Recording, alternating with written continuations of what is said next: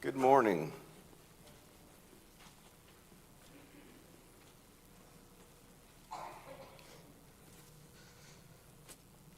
We are studying in the book of Ecclesiastes and about ready to get into the text.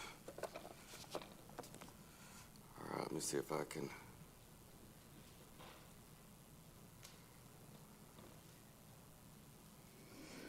Trying to cast to that thing. I'll just do it the other way. I thought there was a quick way to do it from that app, and I think there is. I just got to figure it out. There we go. So,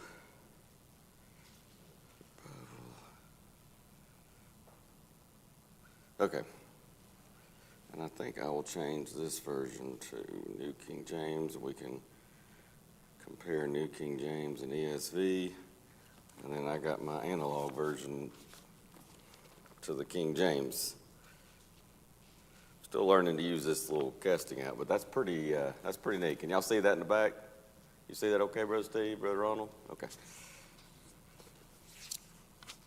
So go ahead and get to Ecclesiastes 1.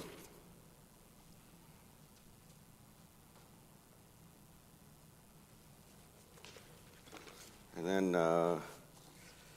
I was looking at the end of our class last week. We went over the graphic from the Bible Project that they have on Ecclesiastes, which, again, I think is pretty good, with the exception of, and again, it's not like it's some big, huge doctrinal matter. It throws off the whole book or anything, but they take this position that the book is written by this, I guess, kind of teacher or observer, and is different from the Kohelet or Koheleth, who is identified in most translations as the preacher or something similar to that.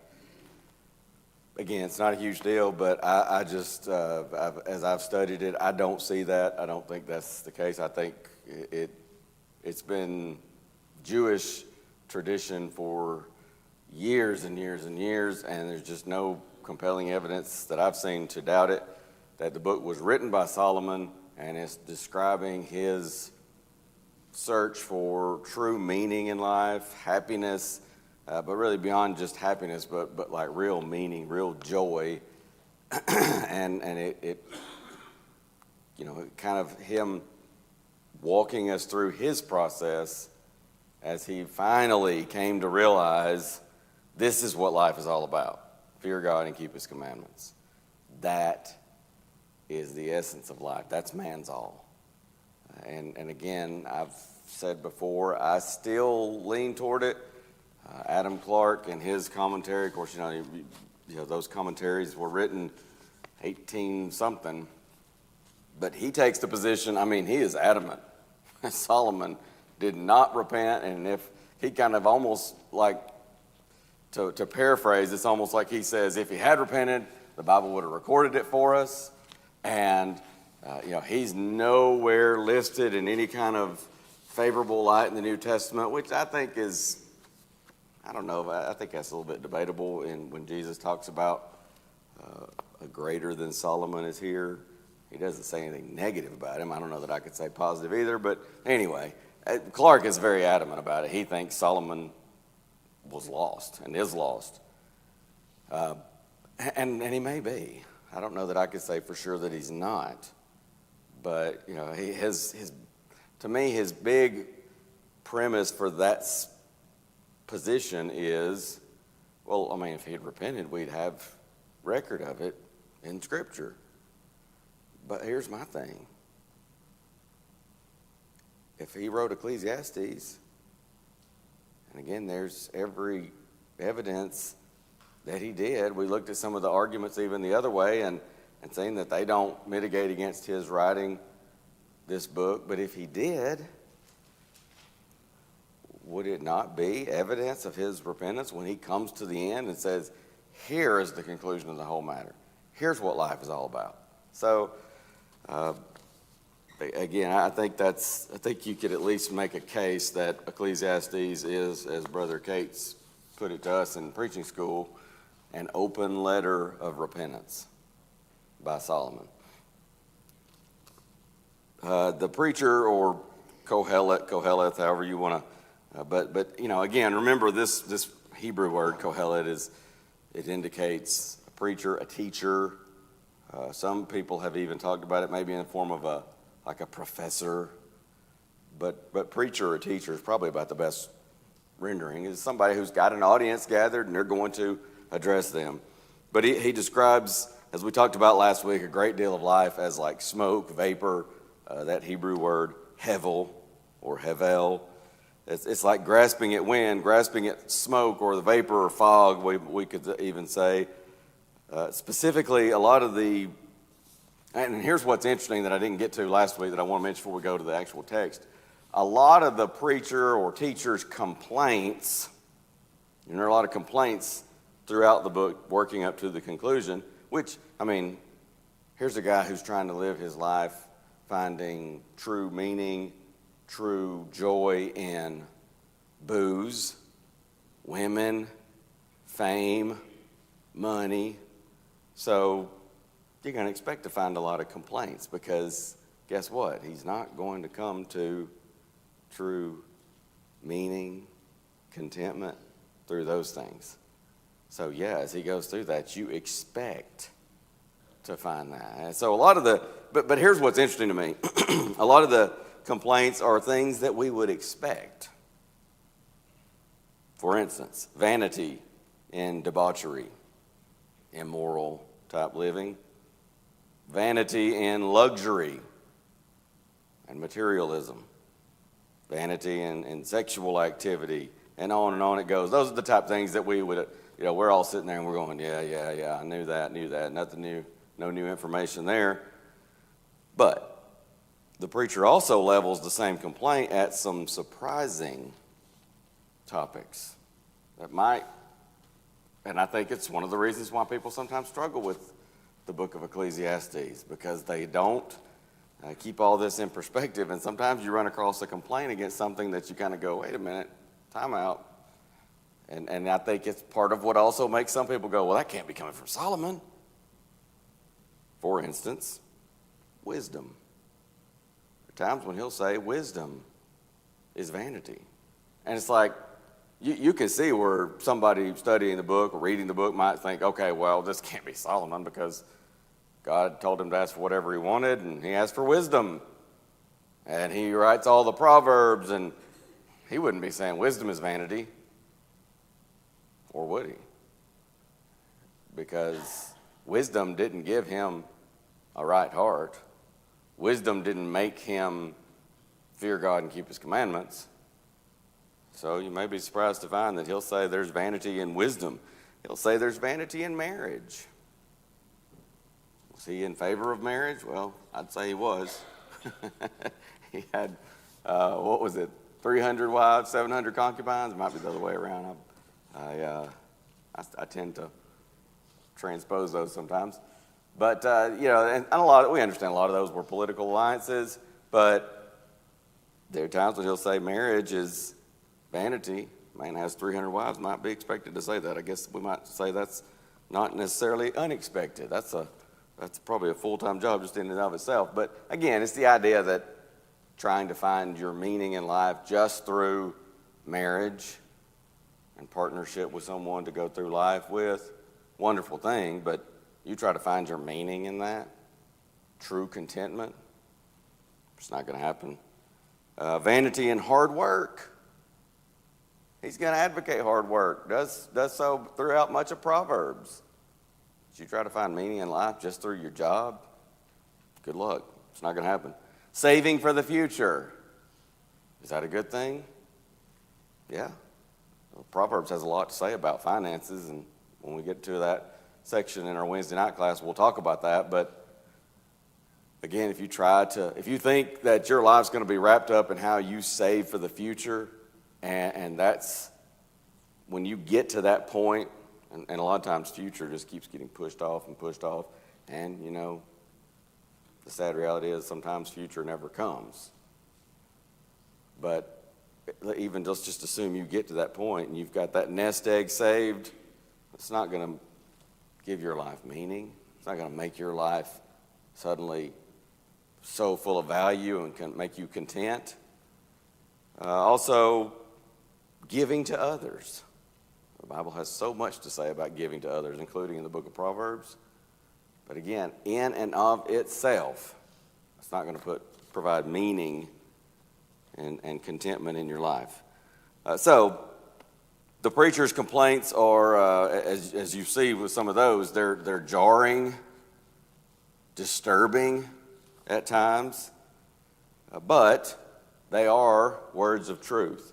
And I was in chapter 12 and I left it. If you'll go to chapter 12 and see, part of the purpose of the book is kind of mentioned here. In this concluding section is 9 through the end of the book, 9 through 14. But it says, New King James has it, as the preacher sought to find acceptable words. And what was written was upright, words of truth.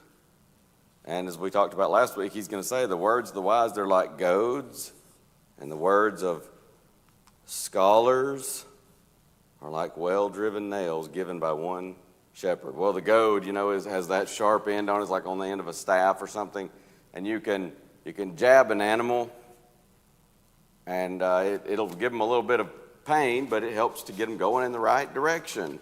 And that's how these words of truth are. Sometimes they get us. We use probably the more common expression of how we would put it nowadays is somebody might say, well, that stepped on my toes. That got me. And sometimes the Bible will use the expression pricked in the heart or something like that. That's the idea. Sometimes it hurts. The truth hurts, we sometimes say, but if I'm open to it and I listen to it, I acknowledge it as the truth, even though it may sting me a little bit, like that disciplinary concept. Discipline is not pleasant, but it helps to steer us in the right direction. And so that's that idea, like goads or well-driven nails. We sometimes think in terms of nailing something down, holding things together, such as that. But again, these words of truth, even though they are at times jarring, very almost troubling, disturbing at times, we absolutely have to consider it all in line with the conclusion, which of course is verses really 9 through 14, but especially verses 13 and 14 of chapter 12. So, life without God is utterly like grasping at smoke, or like trying to grab onto the thick fog. But knowing God, fearing God, striving to serve Him makes all the difference. And so many people go through the book and just fail to keep it in the context of, have you ever had a book that you loved it and you recommend to somebody to read it, and they come and maybe they tell you they're going to start it and you're happy for them, you're excited, oh man, you're going to love it. maybe a week or so they come to you and they say, this book's terrible. I'm not liking this. Well, where are you? And they say, well, I'm on the 5th chapter. This is going on. And you say, no. Just keep reading. I don't know. I'm not really liking this book. I'm just, there are other books I've been wanting to read. I'm thinking about just putting it down.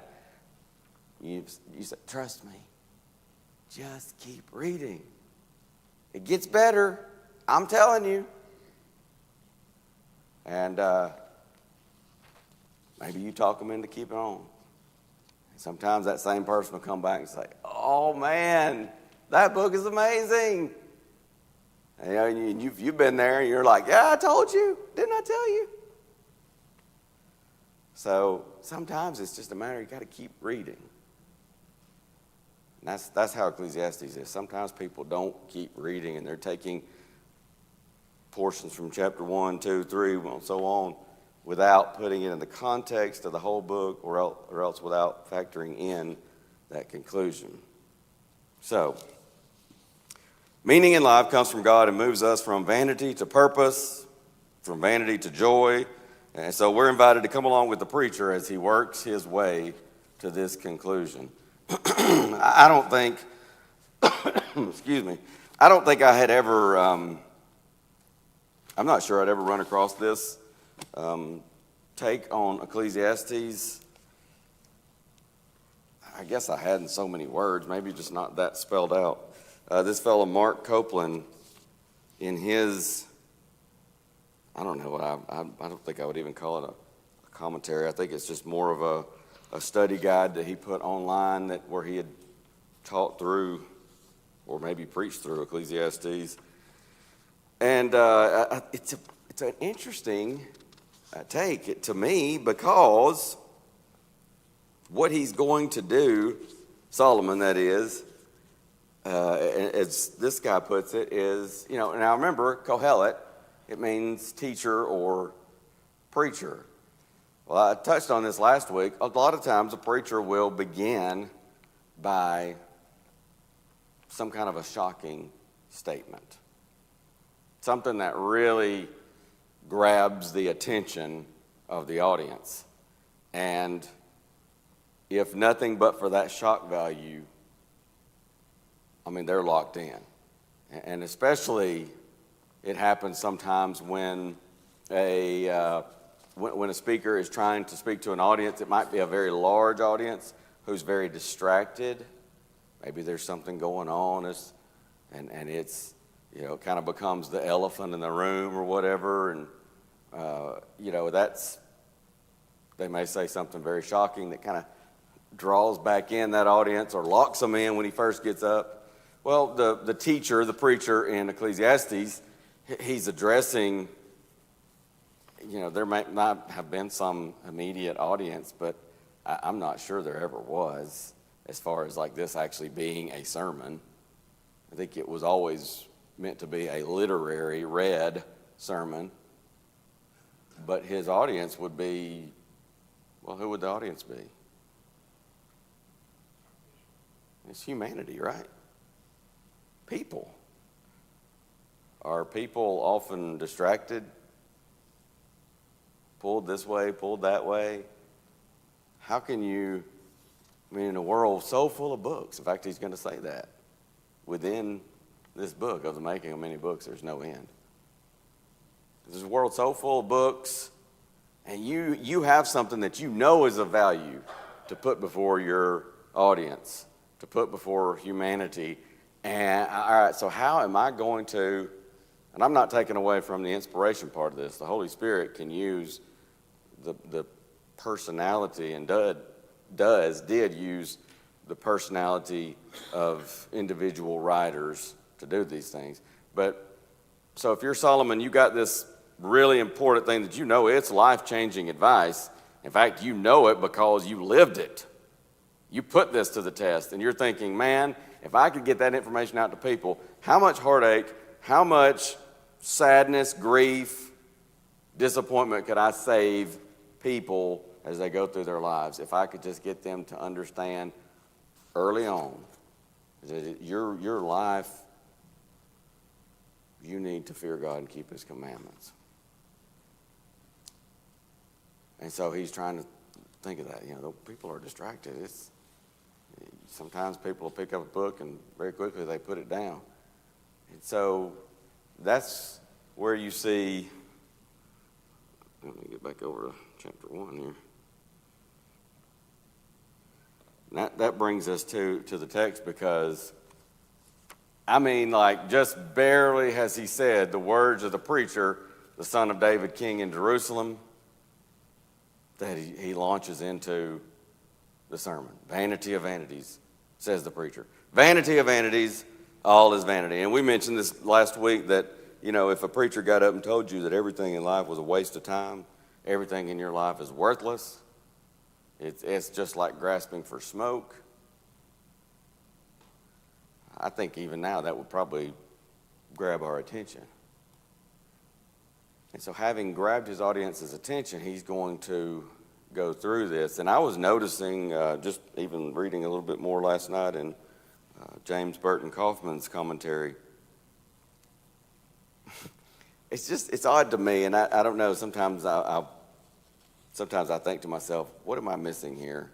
Am I missing something? And sometimes I am. I haven't found it yet on this one, but maybe there is something there, because Kaufman was pretty sharp on a lot of things. But like just reading through some of his comments on chapter 1 last night, and it's almost like he's confused and trying to explain away some of Solomon's positions, even right here in chapter 1. And I just don't find that necessary, because they're not Solomon's positions at the end of the book. That's what he's doing. And as a preacher, as a teacher, even just as a public speaker, that sometimes is a tactic we'll take. You may start with a shock, grab attention, and then you may take a position and say, okay, how many videos have we seen, little reels or something like that on Facebook, Instagram, where a teacher maybe is standing before an audience and so life's all about making money, huh? And the kids are like, mm-hmm. That's all that matters. Yep, that's all that matters. And maybe the teacher then proceeds as if he or she takes that position as well, but they know where they're going, and they lead to a position of, well, okay, I guess that's not. And sometimes even there are long, drawn-out illustrations and examples, and the teacher or preacher may go to mention this, and that plays out, and you say, oh, well, that's not. And here's the irony of this with Solomon, because if you knew, now again, it's literary, and every indication is that it was meant to be literary, meant to be read, the book that is. But if you hear a preacher, he gets up and he says, vanity of vanities, worthlessness, all of life is just empty, vain, worthless. It's like trying to grab smoke and capture it in the palm of your hand and hold on to it. But that speaker saying that is the wealthiest man. I mean, hands down, nobody even close. The wealthiest man in the world. What are your thoughts on that? What would you be thinking? I'm just, some of y'all, I don't know, I know you got a comment on something. I'm assuming that's on something else related to this, but. Oh, go ahead then. Go for it. Okay.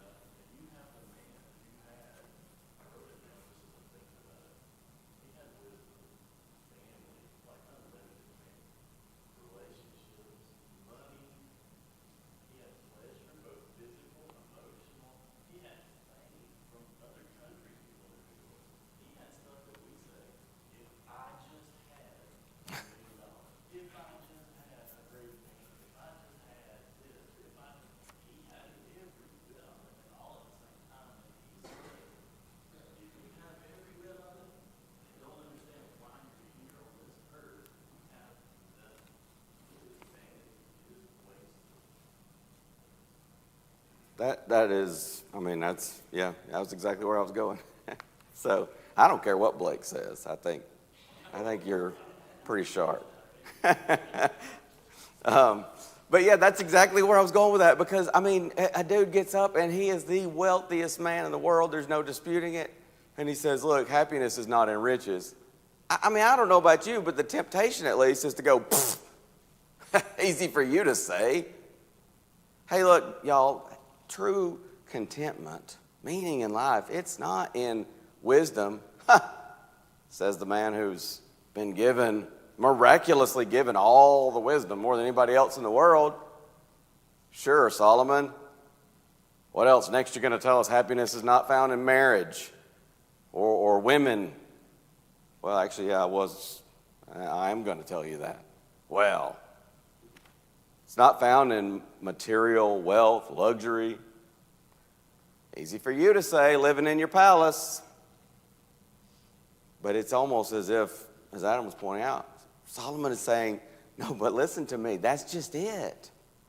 Yeah, I have all those things. And you know what they did for me as far as providing meaning, value to life, apart from God? Nothing. And so, don't, before you dismiss me, because you got it all, understand that because I have it all, it's almost like he's saying, no, I don't deny that. I've been very blessed.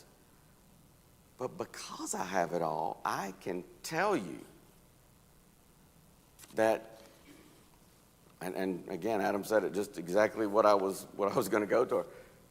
Because as he pointed out, so many of these are the things that we often say, if I just had, I'd be happier. I'd be more in position to give more time to the church, donate more, be present more for the door knocking days, the work days, the this, the that. But I'm just so busy now, I got to keep working. And sometimes the things that we're chasing, we think are going to provide meaning and contentment in life. And it's just like trying to hold on to that cloud of smoke or that fog on an early foggy morning. And he says, I'm telling you, everything is worthless. He's going to go on to say, apart from God. And that's why I say, I don't think we need to start trying to explain away his positions essentially in chapters 1 through 11. Because he's going to explain it in that conclusion, 12, 9 through 14. And that's what I was mentioning as well before I went to that point with what Solomon is doing here. But it is interesting how some commentators handle some of the wild, shocking statements that he will make in here. Well, you have to understand. Now, in fact, I like the way that Copeland worded it. As he begins his sermon, talking about the preacher, Kohelet, as he begins his sermon, he does so in a way that certainly grabs your attention, declaring all to be vanity or useless. Having our attention, he asks the question that will be answered in the course of his sermon. And that's in verse 3. Which is interesting to me too, because, public speaking courses and preaching school, the classes and things like that, they talk about, sometimes you can say something that really grabs your audience's attention, but we also talked about ways to begin a sermon or introduce a sermon more in general. And one of the things that is a good thing to do many times in introduction is you can have a lead statement. In fact, our sermon this morning, just a little bit, it's got a lead statement. If I were the devil, ... I would, and then you fill in the blank. But another good way to start off is to ask a question. Well, look at verse 3 of chapter 1. What's the question?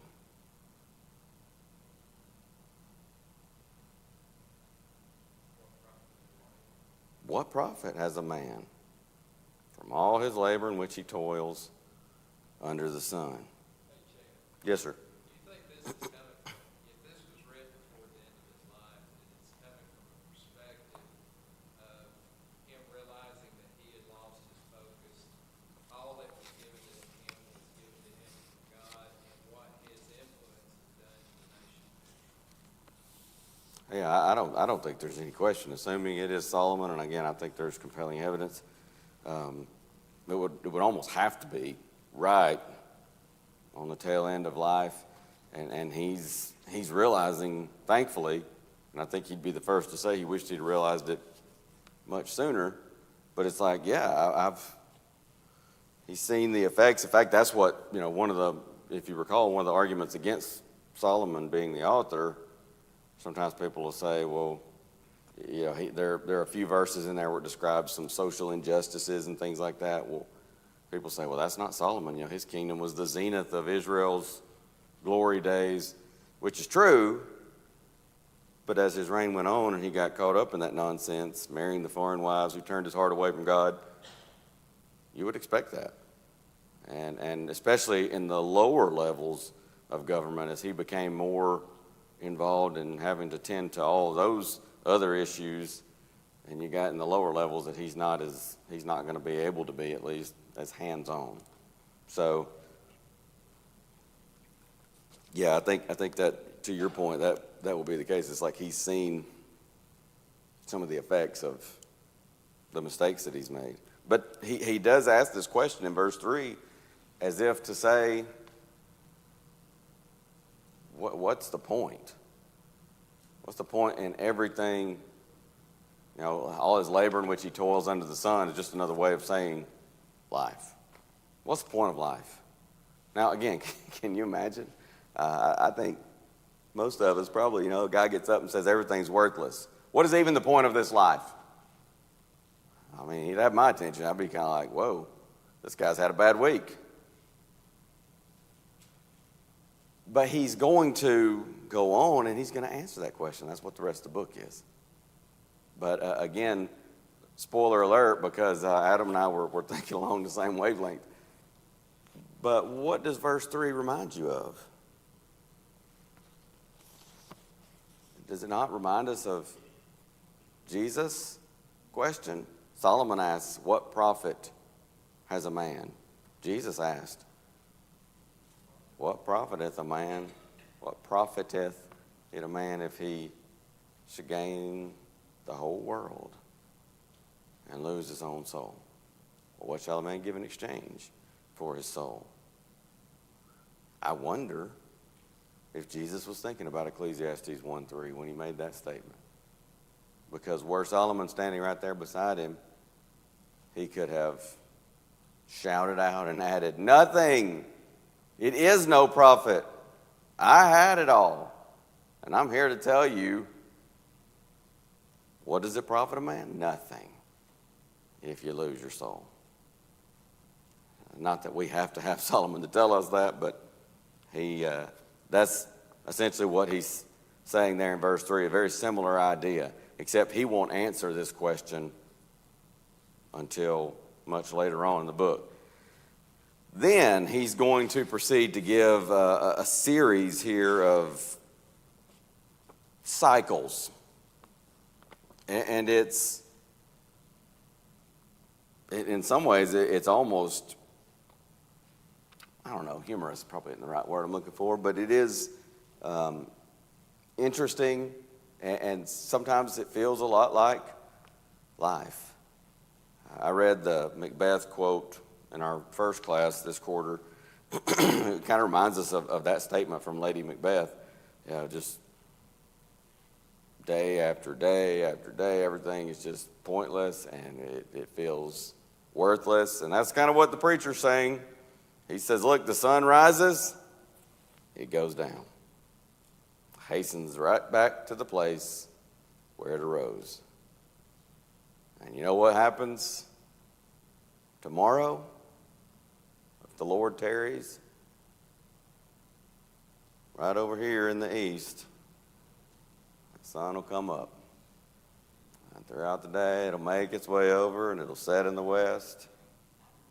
And the next day, it'll do the same. And the day after, and the day after, it rises, it sets. It rises, it sets. Every day. The wind goes toward the south, turns around to the north, whirls about continually, comes again on its circuit. It's almost like, in fact, I think it might have been Kaufman that was saying, it's like the wind can't make up its mind. It'll go to the north, go to the south, come back around, changing directions. It's like this continuous cycle. And then the rivers. I mean, the rivers, all the rivers run into the sea, and yet the sea is not full. To the place from which the rivers come, there they return again. We've noticed before in other classes that there's actually, it's kind of an incidental from the passage, what Brother Wayne Jackson used to like to use the term subtle evidences of inspiration, but you see here the water cycle. But obviously his point is not dealing with the water cycle here. He's saying the rivers, they do their best. They take everything they got and they pour it into the sea. And yet the sea never overflows. It never gets just full. And the water ends up back in the place where it came from. And again, it'll flow down eventually to the sea. But there's just that endless cycle. All things are full of labor. Man cannot express it.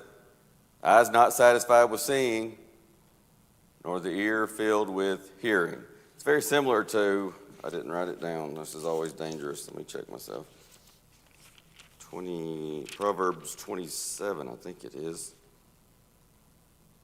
27:20. Sheol, King James has hell, but the idea there is the Hebrew word Sheol. The unseen realm many times means the grave, or sometimes it refers to the Hadean realm. Sheol and destruction are never full. So the eyes of man are never satisfied. The eye is not satisfied with seeing, nor the ear filled with hearing. There's never a person that says, you know what, I'm ready to shut down my eyes. I've seen all I want to see. And we might say that figuratively. I've seen it all. I've seen all I want to see. But we're not going to literally just stop seeing. The eye is never satisfied with seeing. The ear's never satisfied with hearing. It's not like you can just say, well, one day I've heard everything I want to hear. I just want to go completely deaf from this point. In fact, I'm going to go have a surgical procedure to render me utterly 100% deaf. Nobody does that. Eyes never satisfied with seeing, ear filled with hearing. But again, you see the cycle. We see something, tomorrow we'll see other things, and then the next day we'll see other things. Same thing with hearing. And so he says, verse 9, that which has been is what will be. That which is done is what will be done. And there is nothing new under the sun. And then he's even going to say, is there anything of which it may be said, see, this is new? And it's almost like with a wave of the hand, he says, it's already been in ancient times before us. There's no remembrance of former things. And it's almost like this is part of why he's explaining. Look, you think there's something new that's been done before. But we think it's new. Well, that's just because there is no remembrance of former things. That's because the dude that did that, the people that did that, they're dead and gone. And guess what? They're forgotten. And you know what he's going to go on to say? To you and to me. You can accomplish things in your life.